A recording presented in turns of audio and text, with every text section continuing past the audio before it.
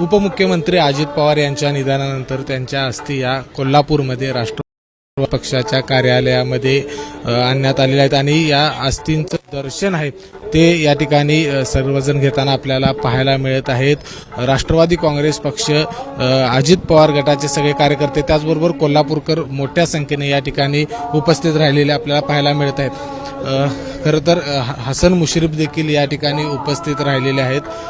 अजित पवारांच्या अस्थी आज साहेब, दादांच्या अस्थी आज कोल्हापूरमध्ये आणण्यात आलेल्या आहेत.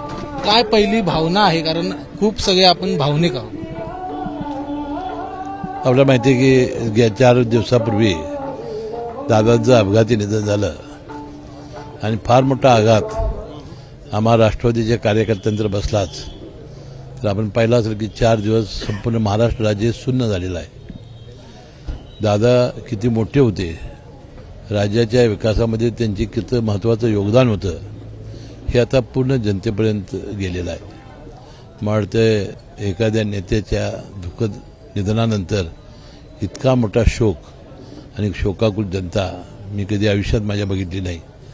संपूर्णपणानं आम्ही तर पोरके झालेलोच आहोत आपल्या राज्याचा पुढचा विकास करण्यासाठी. आणि याचं भाषण ऐकल्यानंतर सुद्धा आपल्याला भावूक व्हावं लागतं. इतकं चांगलं काम त्यांनी केलेलं होतं आणि मला वाटतं इतका शब्दाचा पक्का, जे पोटात तेच ओटात, आणि आयुष्यभर ते कधी त्यांनी खोटं बोलण्याचा, कोणाला फसवण्याचा प्रयत्न केला नाही. सातत्यानं जे होईल तेच होणार, रोखटोक बोलणार आणि चांगल्या कामाची कशाची त्यांनी पर्वा केली नाही. त्याची कितीही किंमत मोजून विकासाचं काम असेल किंवा चांगलं काम असेल ते करण्याचा प्रयत्न आयुष्यभर त्यांनी केला. त्यांची एक वेगळी प्रतिमा होती.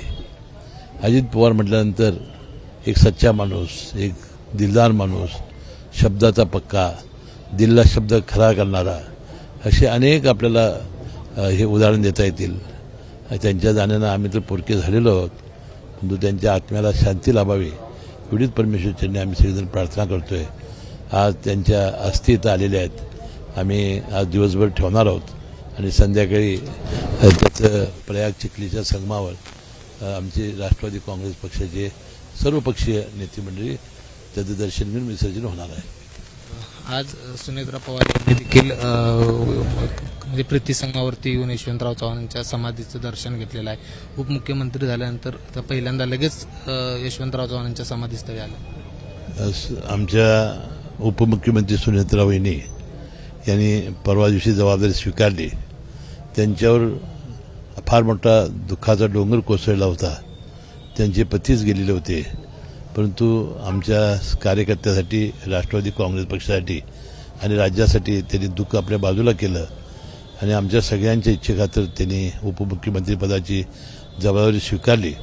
आणि आज ज्यांना अजितदादा आपलं दैवत मानत होते, ज्यांच्या विचारावर अजितदादांची फार मोठी मजबूत पकड होती आणि ज्यांच्या कामावर दादाने आपलं आयुष्याची वाटचाल केली, अशा कैलासजी यशवंतराव चव्हाण साहेब या राज्याचे शिल्पकार यांच्या प्रीतीसंगमावर जाऊन आज वहिनींनी दर्शन घेतलेलं आहे आणि आपल्या कामाचं त्यांनी तर सुरुवात केलेलीच आहे.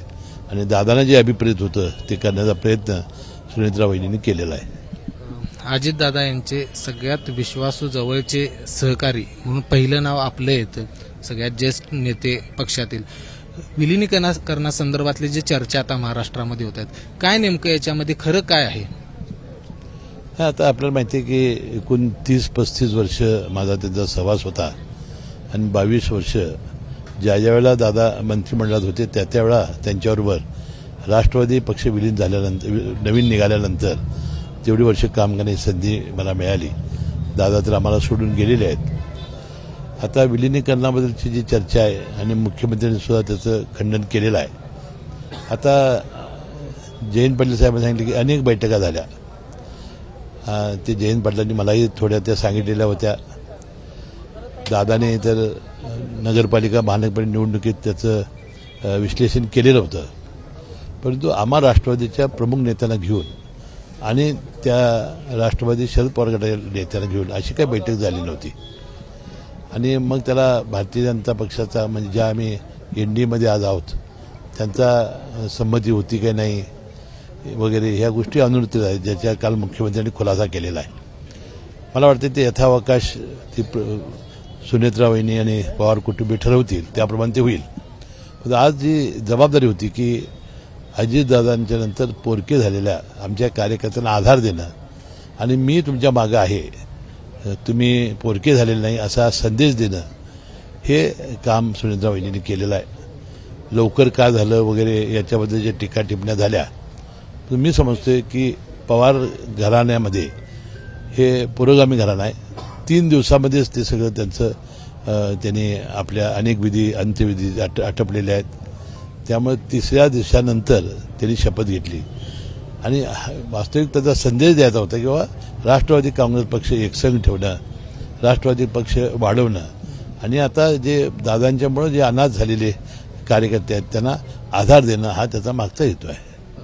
तुम्ही असं म्हटलं की जयंत पाटलांनी आपल्यासोबत काही चर्चा केल्या होत्या, मात्र अजित पवारांची काय इच्छा होती? दोन्ही राष्ट्रवादी एकत्र व्हावेत अशी इच्छा होती?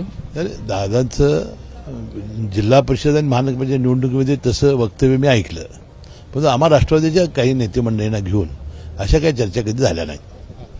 आपण बघितलं तर जिल्हा परिषद पंचायत समितीच्या बहुतांश ठिकाणी दोन्ही राष्ट्रवादी एकत्र येऊन घड्याळ या चिन्हावरती निवडणुका लढवते, त्यामुळे हे संकेत आहेत ते कुठेतरी जास्त प्रभावी मानले जातात. नाही, बरोबर आहे की अनेक ठिकाणी दादाने चिन्ह एक केलं. ज्यांना तुतारीवर लढायचं ते तुतारीवर लढा, ज्यांना घड्याळावर लढायचं ते घड्याळावर लढा.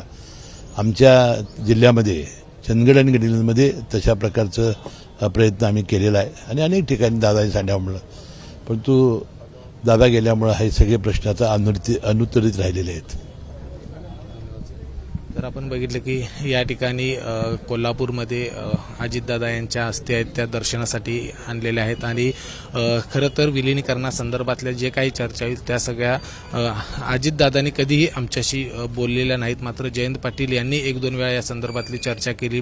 जिल्हा परिषद पंचायत समिती निवडणुकीच्या दरम्यान अजितदादांच्या अशा पद्धतीनं प्रचारामध्ये वक्तव्य होती, मात्र पदाधिकारी असतील किंवा पक्षातील नेते असतील यांच्याबरोबर अशी कुठलीही चर्चा झाली नाही असं देखील हसन मुश्रीफ यांनी म्हटलंय. कॅमेरामन निलेश शेवाळेसह विजय केसरकर, एबीपी माझा, कोल्हापूर. एबीपी माझा, उघडा डोळे बघा नीट.